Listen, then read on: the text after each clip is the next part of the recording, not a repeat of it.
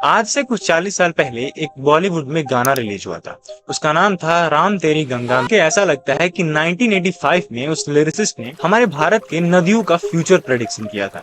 आज के टाइम पे हमारे देश में 90% ऐसे रिवर्स हैं जो पॉल्यूशन लिमिट को बहुत ज्यादा ही पार कर चुकी है। बहुत कम ही ऐसी नदी बची है हमारे देश में जिसके ऊपर हम पॉइंट करके कह सकते हैं कि ये नदी बिल्कुल साफ है। और इन सारी नदियों में सबसे फेमस नदी का नाम आता है द गंगा रिवर, और जिसे हम प्यार से बुलाते हैं गंगा मैया। लेकिन क्या हो अगर मैं ये बताऊं आपसे कि हमारे इंडियन गवर्नमेंट के अकॉर्डिंग उनके पोर्टल पे ये लिखा है कि हमारी गंगा मैया अब नहाने के लायक नहीं है। और ये आज नहीं मेंशन है, आज से तकरीबन 2 से 3 साल पहले मेंशन था। और एक बात को ध्यान रखिएगा, मात्र 1 साल पहले ही महाकुंभ होके गया है जो कि इसी रिवर को लार्ज स्केल पे ग्लोरीफाई करता है। इन्हीं सारी ग्लोरिफिकेशन को देखकर बाहर के मीडिया भी इस नदी पे फोकस करती है और उन्हें मिलती है एक ऐसी नदी जो पॉल्यूशन का दूसरा नाम बन चुकी है, जिसका फीकल काउंट और पॉल्यूशन सेफ लिमिट से 1400 गुना ज्यादा हो चुका है। तो आज की वीडियो में हम समझेंगे कि आखिर इस मुकाम तक हम पहुंचे कैसे, गंगा मैया से गंगा रिवर कैसे बना,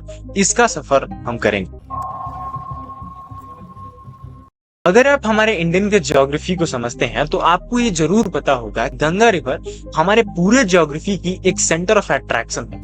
इस नदी पे टोटल 400 मिलियन लोगों की लाइफ बसी है। अगर हम इसको कंपेयर करें तो ये पॉपुलेशन अमेरिका से भी ज्यादा है। ये सारे नंबर इस नदी की इम्पोर्टेंस को बहुत ब्रीफली समझाते हैं। और जैसा कि हम जानते हैं कि हर लंबी नदी का एक अपना प्लेन होता है, वैसे ही सेम प्लेन हमारे गंगा नदी का भी है। और इस प्लेन को हम द गंगेटिक प्लेन के नाम से जानते हैं। ये वही एरिया है जो हमारे देश के पॉपुलेशन का सबसे बड़ा फैक्टर है।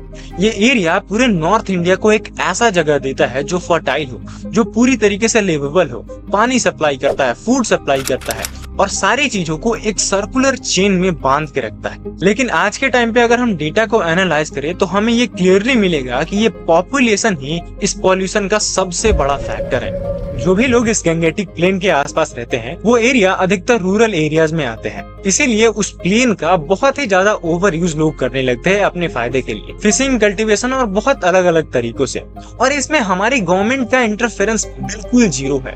नो रेगुलेशंस, नदी को ऐसे फ्री छोड़ दिया गया है जैसे इसका एग्जिस्टेंस कोई मायने ही नहीं रखता हमारे लिए।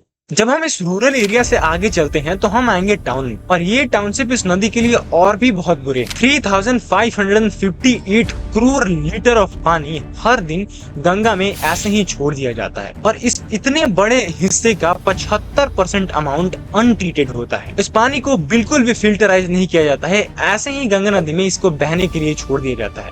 तो फीकल काउंट बढ़ना और 1400 गुना ज्यादा पॉल्यूटेड हो जाना ये कोई बड़ी बाट नहीं है। और इन सारे टाउनशिप्स का सबसे इम्पोर्टेंट टाउनशिप प्रयागराज, जहाँ पे लोग अपने पाप धोने आते हैं, वहाँ के एक ट्रीटमेंट सेल से 128 करोड़ लीटर पानी अनट्रीटेड छोड़ दिया जाता है। ये सारा कुछ एनजीटी ने कोर्ट में सबमिट किया हुआ है, और उस कोर्ट फाइल के रिपोर्ट से मैं आपको बातें बता रहा हूँ। और अब इस टाउनशिप से हम एक स्टेप और आगे चलते हैं इंडस्ट्री पे। हमारे इस पूरे गंगेटिक प्लेन पे लगभग 1100 इंडस्ट्री बसी हुई है। उन सारे 1100 इंडस्ट्री का आइडियल रिस्पॉन्सिबिलिटी ये होता है कि उनसे जो भी अनट्रीटेड वाटर निकले उसको अच्छे से फिल्टराइज करके तब उस पानी को गंगा में छोड़ दिया जाए। लेकिन रियलिटी क्या है, उन सारे इंडस्ट्रियल प्लांट में से 90% ऐसे प्लांट्स हैं जो पानी को ऐसे ही छोड़ देते हैं। और इन सारे इंडस्ट्रियल प्लांट्स में कुछ नाम ऐसे भी हैं, leather tanneries, textile mills, chemical plants, जो बहुत भारी मात्रा में बहुत टॉक्सिक केमिकल यूज करते हैं, और वो सब पानी बिना ट्रीट किए, बिना फिल्टर किए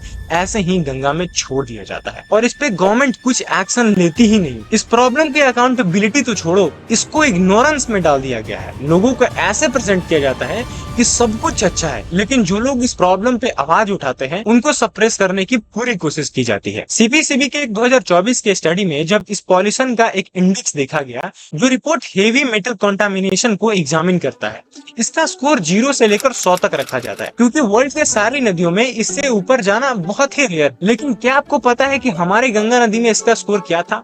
742, और इसका हाईएस्ट स्कोर था 931। लीड, कैडमियम, क्रोमियम, मर्क्यूरी, ये सब ऐसे मेटल है जिनके अगर कांटेक्ट में आप आ गए तो आपको कैंसर हो जाएगा।